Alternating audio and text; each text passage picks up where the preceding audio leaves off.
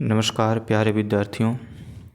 आज हम पढ़ने चल रहे हैं रहीमदास जी द्वारा लिखा गया दोहा, जो कि रहीम ग्रंथावली से लिया गया है।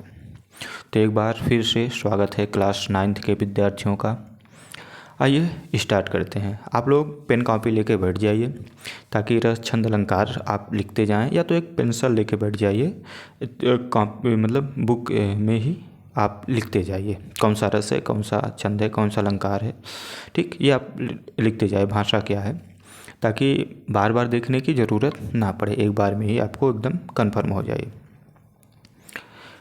आइए स्टार्ट करते हैं।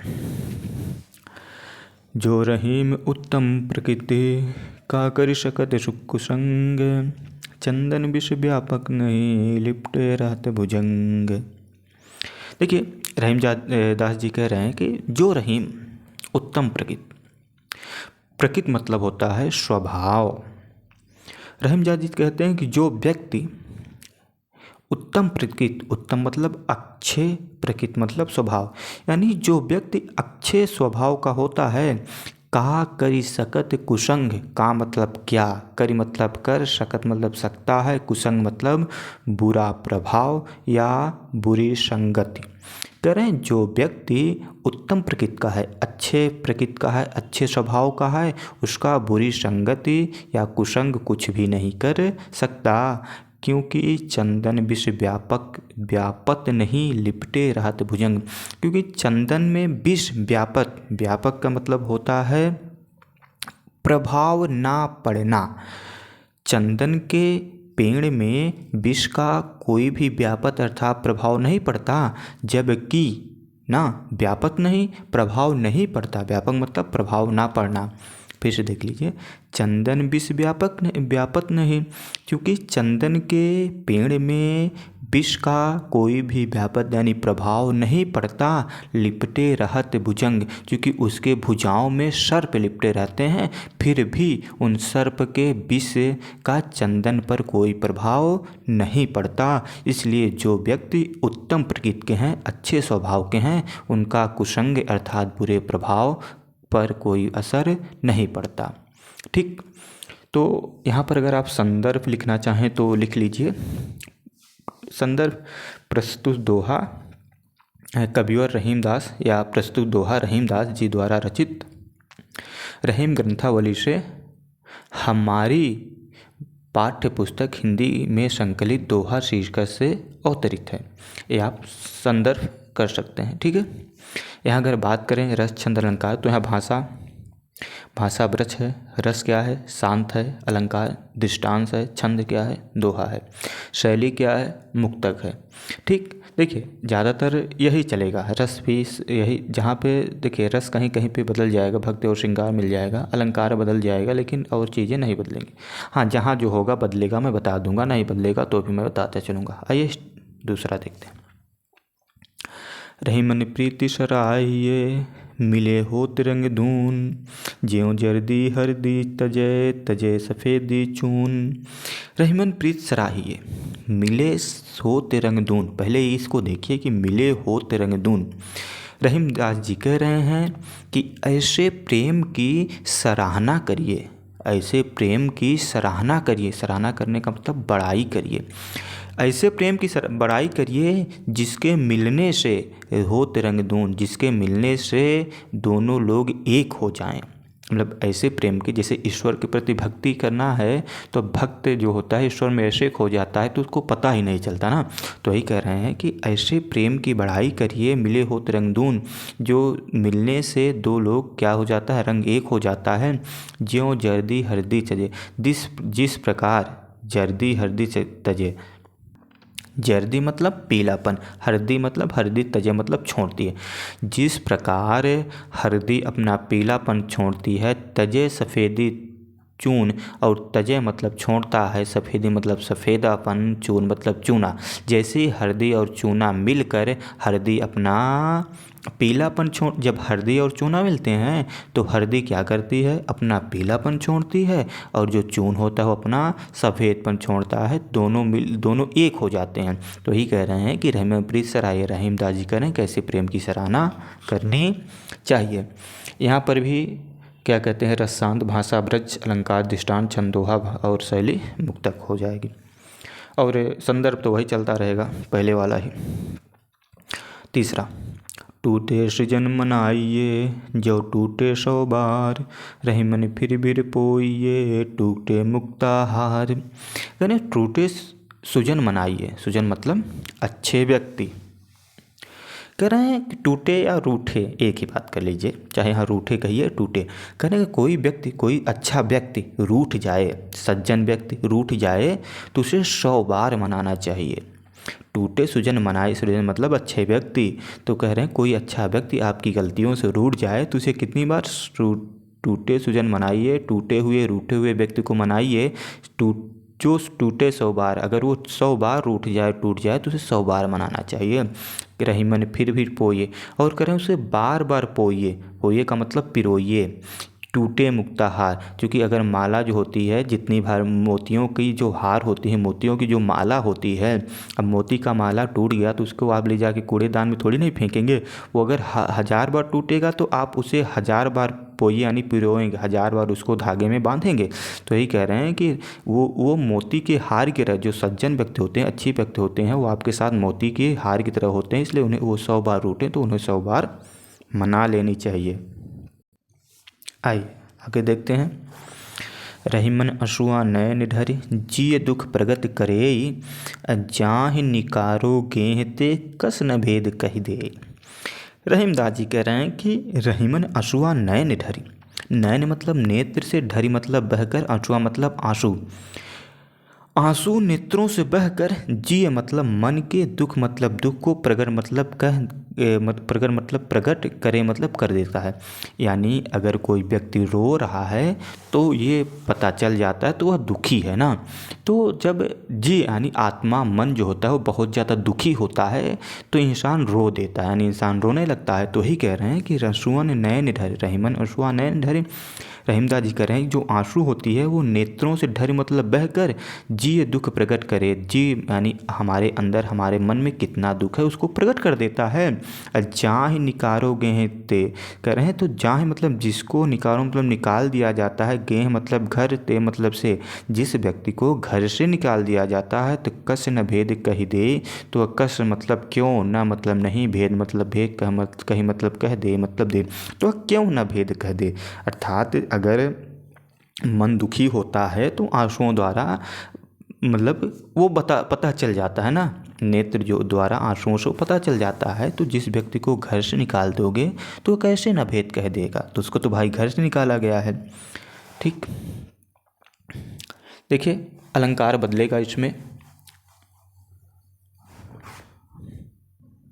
नहीं, यहाँ फिर भी रसांत होगा, भाषा ब्रज होगी, अलंकार दृष्टांत होगा, छंद दोहा, शैली मुक्तक।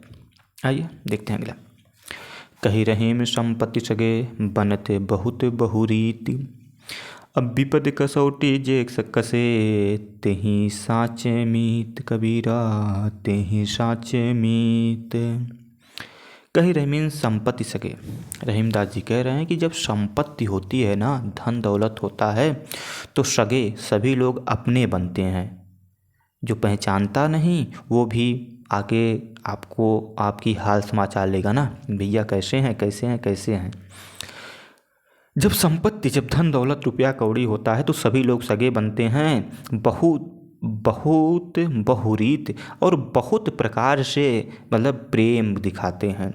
जब पैसा कौड़ी होता है तो सभी लोग सगे बनते हैं और बहुत प्रकार से प्रेम दिखाते हैं, बहुत प्रकार से रिश्ते जोड़ने की कोशिश करते हैं। अब विपत्ति कसौटी जे कसे करें, लेकिन विपत्ति, विपत्ति यानी दुख में, कसौटी दुख रूपी कसौटी में, दुख रूपी समय में, जे कसे मतलब जो व्यक्ति कसे मतलब साथ देता है, या आप कसे का कह लीजिए खरे। जो व्यक्ति विपत्ति रूपी कसौटी में, विपत्ति रूपी समय में कसे मतलब साथ देता है या खरा उतरता है, तेहि साचे मित्र, वही व्यक्ति सच्चा मित्र होता है। यहाँ पर आपका भाषा जो हो जाएगी ब्रज, रस क्या हो जाएगा सांद्र, अलंकार यहाँ पर अनुप्रास और रूपक हो जाएगा, छंद दोहा। ठीक, जाल परे जल जात बही, तजी मीनन को मोह, रहीमन मछली नीर को तऊ न छाड़त छो। कह रहे हैं कि जाल परे जल जात बही। जब कोई व्यक्ति पानी में जाल फेंकता है तो जल यानी पानी बह जाता है। जाल जैसे मान लीजिए, आपको समझाने के लिए, जैसे मान लीजिए ये पेन नहीं, ये जाल है, तो जाल ये फेंक दिए तो पानी जाल के इस पार चलाएगा ना। मान लीजिए इस पार पानी है तो पानी इस पार चलाएगा, लेकिन जो मछली है, मछली तो जाल की इस पार ही रहेंगी, वो तो जाल क्रॉस करके इस पार नहीं आएंगे। वही कहने की कोशिश है कि जाल परे जल जात बह। जब जाल पड़ता है पानी में तो जल यानी पानी बह जाता है। तज मतलब छोड़कर, मीना मतलब मछलियों का, मोह मतलब मोह यानी मछलियों का मोह को त्याग करके पानी बह जाता है जाल पड़ते ही। रहीमन मछली नीर को, लेकिन रहीमदास जी कह रहे हैं कि मछली नीर को, मछली कभी पानी को तऊ न छाड़त छो। कभी छो मतलब प्रेम, प्रेम बस यानी उनका पानी से इतना प्रेम होता है कि वो कभी पानी को नहीं छोड़ती, पानी छोड़े तो मर जाती हैं। ठीक। दीन सबन को लखत हैं, दीन नहीं लखै न कोई। जो रहीम दीन नहीं लखै, दीन बंधु सम होय। कबीरा दीन बंधु सम होय। दीन सबन को लखत हैं। दीन मतलब गरीब, दुखी। कहते हैं जो दुखी होता है व्यक्ति, गरीब होता है, वह सबन को लखत है और सभी व्यक्ति को लगता है, देखता है। मतलब किसी उम्मीद बस नहीं देखता, लेकिन देखता है ना। दीन सबन को लखत हैं। दीन यानी दुखी व्यक्ति, गरीब व्यक्ति, सभी व्यक्ति को देखते हैं। दीन ही लखै न कोई, लेकिन दुखी व्यक्ति को, लखै मतलब देखे, न मतलब नहीं, कोई मतलब कोई, लेकिन दुखी व्यक्ति को कोई नहीं देखता। जो रहीम दीन नहीं लखें, रहीम दास जी कह रहे हैं कि जो व्यक्ति दीन यानी दुखियों को, गरीबों को लगता है, देखता है, दीन बंधु सम होय, वही दीन अर्थात दीन बंधु अर्थात वही दीनों दुखियों के बंधु अर्थात मित्र भाई के समान होता है। ठीक। यहाँ पे सब वही रहेगा, रसांत मानी सब रहेगा, आपका अलंकार बदल जाएगा, यहाँ पर अनुप्रास हो जाएगा। ठीक।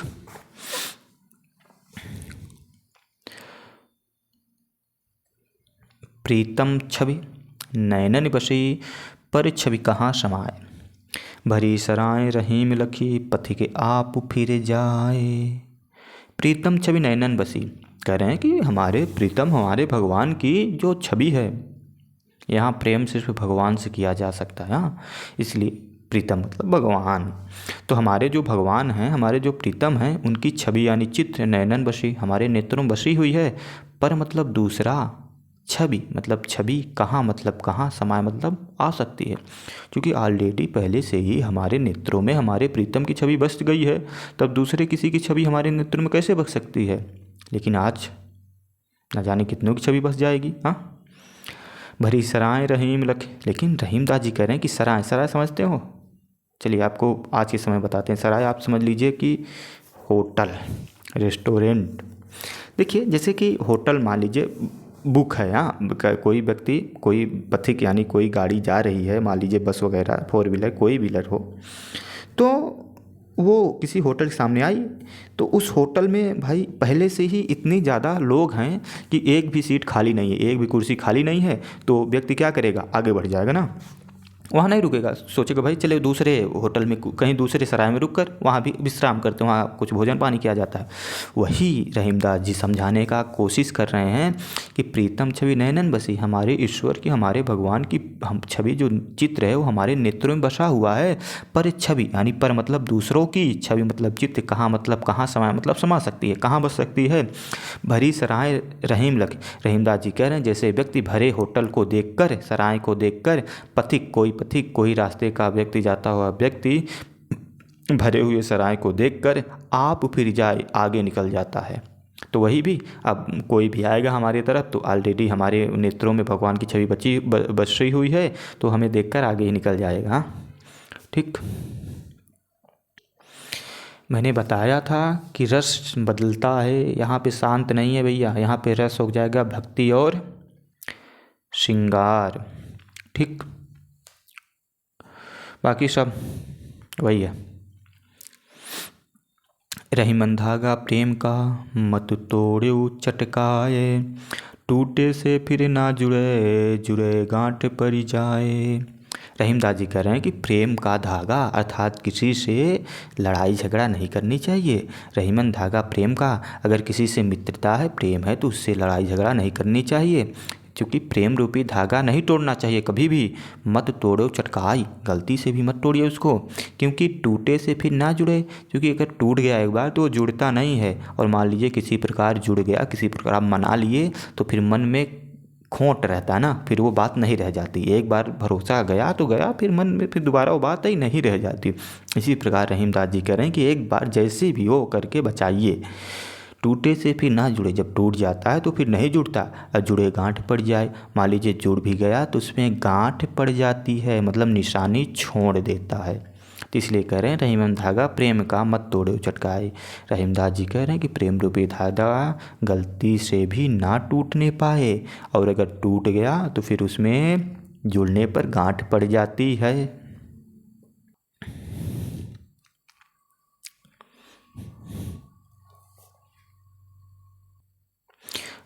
आइए देखते हैं, इसमें अलंकार रूपक है, बाकी सब सेम है। लिख लीजिए, कदली सीप भुजंग मुख स्वाति एक गुण तीन, जैसी संगत बैठिए तैसोई फल दीन। बात एकदम सही है। करें कदली यानी केला, कांटे से कदली फरे, केला काटने से फरता है। चलिए छोड़िए इसको। कदली यानी केला, सीप मतलब सीप जानती होगे, सीप जो सीप होती है जो समुद्र वगैरह में पाई जाती है। भुजंग मुख, भुजंग मतलब सांप का मुख। स्वाति एक गुण तीन, स्वाति एक नक्षत्र होती है बरसात की, जिसे स्वाति नक्षत्र कहते हैं। ठीक, तो कह रहे हैं स्वाति एक होती है, स्वाति नक्षत्र जो होता है वो एक होता है, लेकिन उसके गुण जो होते हैं ना वो तीन होते हैं। कैसे तीन होते हैं समझने का कोशिश करिए, बहुत अच्छा है। क्योंकि कदली, अगर स्वाति नक्षत्र की एक बूंद कदली यानी केले पर पड़ेगी तो वह कपूर बन जाएगी। स्वाति नक्षत्र की अगर एक बूंद सीप पर पड़ेगी तो वह मोती बन जाएगी। और स्वाति नक्षत्र की अगर एक ही बूंद भुजंग यानी सर्प के मुख में पड़ेगी तो वह विष बन जाएगी। तो बूंद तो एक ही है, नक्षत्र तो एक ही है, लेकिन अलग अलग जगह पड़ने पर वो अलग अलग चीज़ों से जाके मिल जाती है, उसका प्रभाव और उसका आकार अलग अलग हो जाता है। फिर समझिए, कदली सीप भुजंग मुख स्वाति एक गुण तीन, करें कि स्वाति जो नक्षत्र होती है उसकी जो बूंद होती है, जो पानी होती है, वो तो एक ही होता है, स्वाति नक्षत्र एक होता है, लेकिन उस पानी के गुण तीन होते हैं। अगर वह पानी कदली यानी केले पे पड़ती है तो कपूर बन जाती है, वही बूंद अगर सीप पर पड़ती है तो मोती बन जाती है, और अगर वही बूंद सर्प के मुख में पड़ती है तो विष बन जाती है। इसीलिए कह रहे हैं जैसी संगत बैठिए, जैसी संगत होगी, जैसे लोगों के साथ आपका उठना बैसा होगा, तैसे फल दिन वैसे ही आपको फल मिलेगा। ठीक, तरुवर फल नहीं खाते हैं, सरोवर पिए न पान। या आप कह लीजिए कि वृक्ष कबहु नहीं फल बखे, नदी न संचय नीर। तरुवर फल नहीं खाते, तरुवर यानी वृक्ष कभी फल नहीं खाते ना, कि फल खा लेते हैं टोटो, रात को जब कोई नहीं रहता तो फल खा लेते हैं, नहीं, जो फल पेड़ होते हैं वो कभी फल नहीं खाते। सरोवर यानी जो नदी होती है वह पानी खुद नहीं पीती। कही रहीम पर काज हित, रहीमदास जी कह रहे हैं जो पर मतलब दूसरे के काज हित, दूसरे के हित के लिए कार्य करता है, काम करता है। काज मतलब काम, हित मतलब हित के लिए, अच्छाई के लिए, पर मतलब दूसरे। रहीमदास जी कह रहे हैं कि जो व्यक्ति दूसरे की अच्छाई के लिए काम करता है, संपत्ति संचय सृजन, और दूसरों के लिए ही संपत्ति का संचय करता है, जो दूसरों के अच्छाई के लिए कार्य करता है, दूसरों के लिए संपत्ति यानी धन दौलत संचय यानी इकट्ठा करता है, वही व्यक्ति सुजान यानी सज्जन होता है, वही व्यक्ति अच्छा कहलाता है। यहाँ पे अलंकार अनुप्रास हो जाएगा, बाकी सब वही हैं। आइए 12वां, नहीं हाँ 12 ही तो हैं। रहीमन देखी बड़ेन को, लघु न दीजिए डारी, जहाँ काम आवे सुई, कहाँ करे तलवारी। हाँ यही तो लिखा है। रहीमन देखी बड़ेन को, रहीमदास जी कह रहे हैं कि बड़े लोगों को देखकर लघु न दीजिए डार, छोटे लोगों को नहीं भूल जाना चाहिए ना।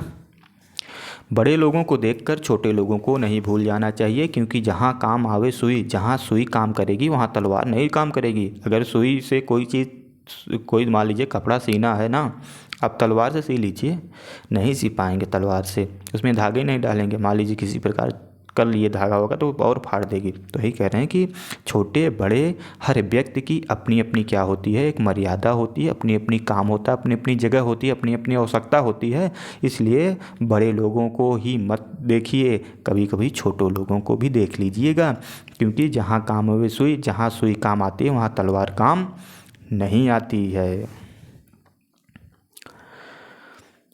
यहाँ पर अलंकार, अनुप्रास और दृष्टांत दोनों हो जाएगा। बस मात्र 2 दोहे और बचे आपके शेष। यूँ रहीम सुख होत हैं, बढ़त देख नित गोत, गोत मतलब होता है परिवार। ज्यों बड़ई अखियाँ निरख, अखियन को सुख होत। रहीमदास जी कह रहे हैं कि यूँ रहीम सुख होता है, बड़ा सुख होता है, बड़ा आनंद होता है। बढ़त देख निज गोद, निज मतलब अपने, देख मतलब देख कर, बढ़त मतलब बढ़ता हुआ। तो अपना गोद यानी अपना परिवार बढ़ता हुआ देखकर रहीमदास जी कहते हैं बड़ा सुख होता है भैया, बहुत सुख होता है। ज्यों बड़ई अखियाँ निरख, जिस प्रकार बड़ई मतलब बड़ी, अखियाँ मतलब आँखों को, निरख मतलब देखकर, जिस प्रकार बड़ी बड़ी आँखों को देखकर अखियन को सुख होत, अपने ही आँखों को बड़ा सुख होता है कि हमारी आँखें क्या हैं, बहुत बड़ी बड़ी है ना। इसीलिए कह रहे हैं कि भाई अपने लोगों को, अपने परिवार को आगे बढ़ता हुआ देखकर बड़ा सुख होता है, जिस प्रकार बड़ी बड़ी आँखों को देखकर खुद ही आँखों को बहुत ही सुख होता है। सब चीज़ सेम ही है। अलंकार भी यहाँ पर दृष्टांत ही है जो पहले में ही था। रसांत भाषा ब्रज, अलंकार दृष्टांत छंद दोहा और शैली मुक्तक। लास्ट, रहीमन छोटे नरन तय तजो बैर और प्रीत, काटे चाटे स्वान के दुहों भांति विपरीत। देखिए कोई समझ में आया हो या ना आया हो, लेकिन इस चीज़ को आप समझ लीजिए, आपके जीवन से जुड़ा हुआ है। ठीक, रहीमन छोटे नरन ते, छोटे मतलब यहाँ छोटा बड़ा से नहीं है, यहाँ जाति से नहीं है। छोटे मतलब होता है नीच, नरन मतलब व्यक्ति, ते मतलब से।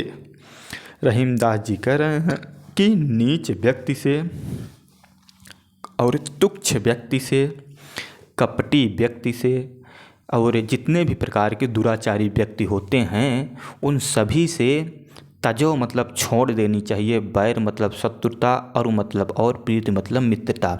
यानी जो दुष्ट व्यक्ति होते हैं उनसे ना तो दुश्मनी अच्छी है ना तो मित्रता अच्छी है।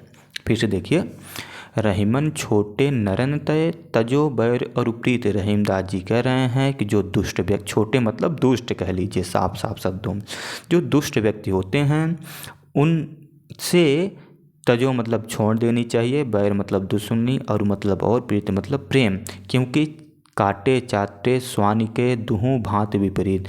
कुत्ता, स्वान मतलब कुत्ता, क्योंकि कुत्ते के काटे और चाटे यानी कुत्ता चाहे काट ले आपको चाहे चाट ले, दुहों मतलब दोनों, भांति मतलब प्रकार से, विपरीत मतलब बुरा है।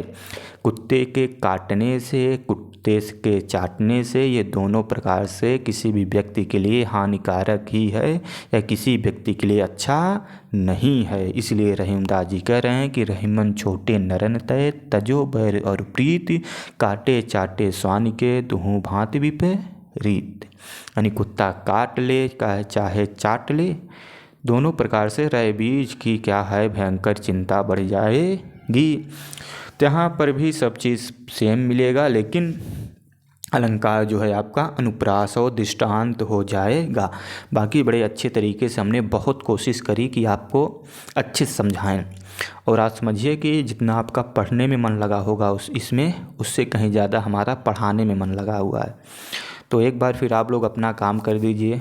अगर नए हैं तो सब्सक्राइब करिए और जितना भी हो सके वीडियो को शेयर करिए अपने मित्रों के साथ। ठीक है, फिर मिलते हैं अगली वीडियो में। तब तक के लिए आप लोग पढ़ते रहिए और एकदम अच्छे से अपना काम करिए।